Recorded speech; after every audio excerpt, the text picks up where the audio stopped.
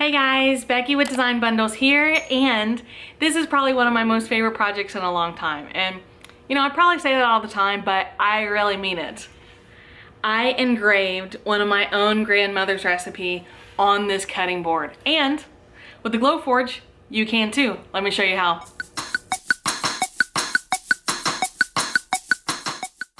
Okay guys, so here I am in the Glowforge software, and as you can see, the Glowforge has already brought in a picture of my cutting board.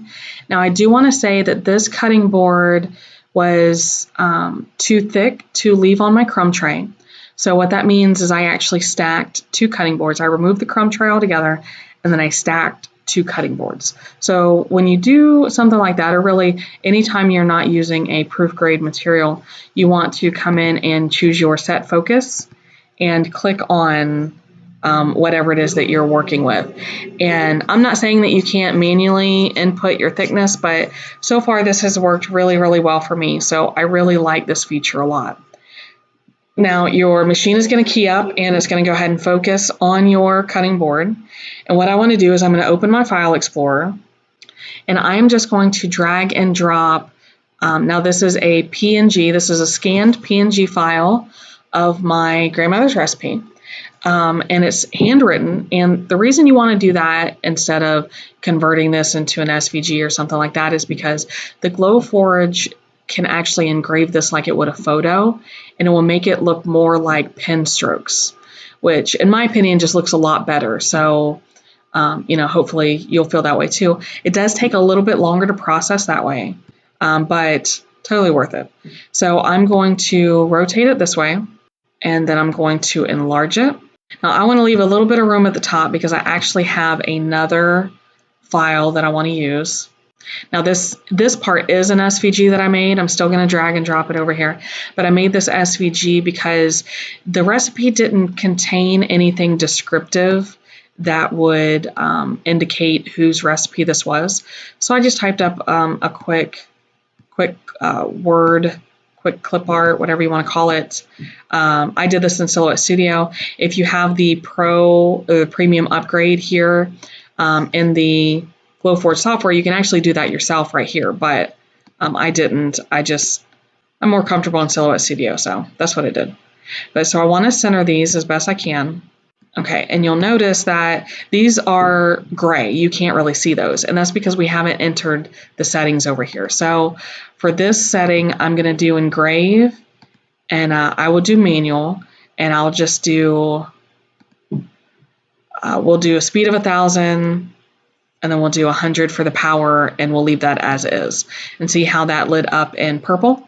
Now that's important because what I'm going to show you here, now I got a really dark scan on this, and that makes it easier to come in here and manipulate. But if you get a really light scan, try to bring it into some sort of photo editing software and darken that up as much as you can, okay?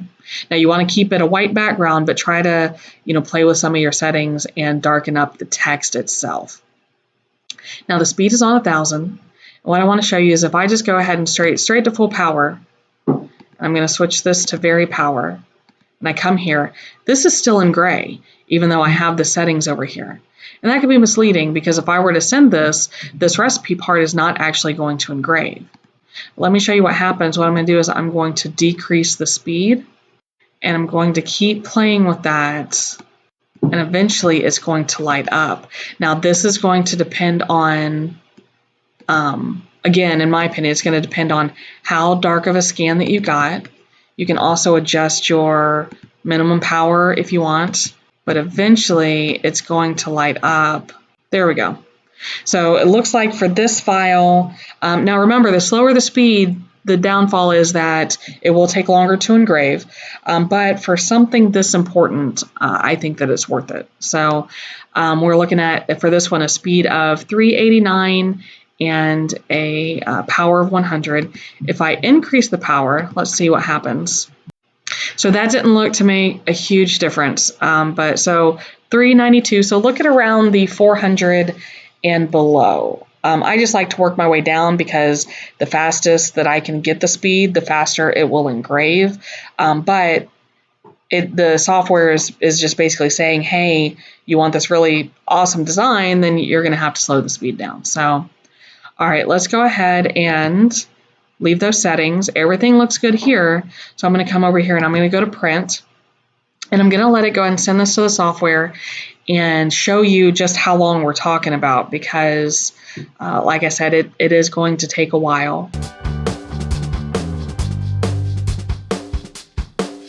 Okay, so because of the speed, you're looking at 3 hours and 16 minutes.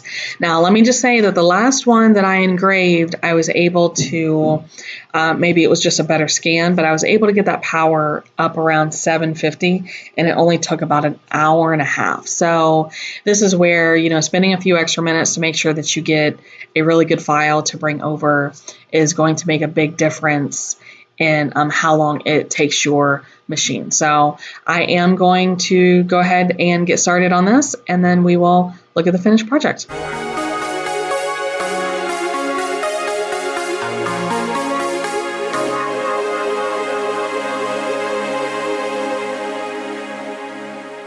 All right, so once the cool down period is done, I'm just going to open the lid.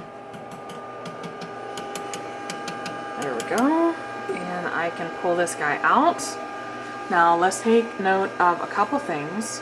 We have a little bit of marks up here. Now I did not mask this off, okay, because when I've been doing cutting boards, they haven't needed it.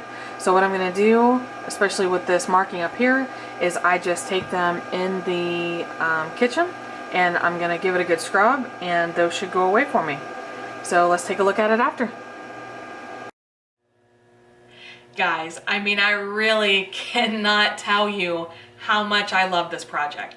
Now, I unfortunately have never actually followed this recipe, but it is now memorialized as this will be a home decor item. Obviously, if I was ever in a pinch, it is an actual cutting board, so I could turn it around and use it, but it just looks really awesome. And don't tell anybody, this is actually a gift for my mom. So hopefully she's not gonna watch this before Christmas, but in case she does, you're welcome. All right, guys, I really appreciate you stopping by today. Do your thing, make sure you like, share, and subscribe, because it really helps us out and helps us build this crafting community so we can all help each other out, right? All right, thanks again, guys, and we'll see you next time.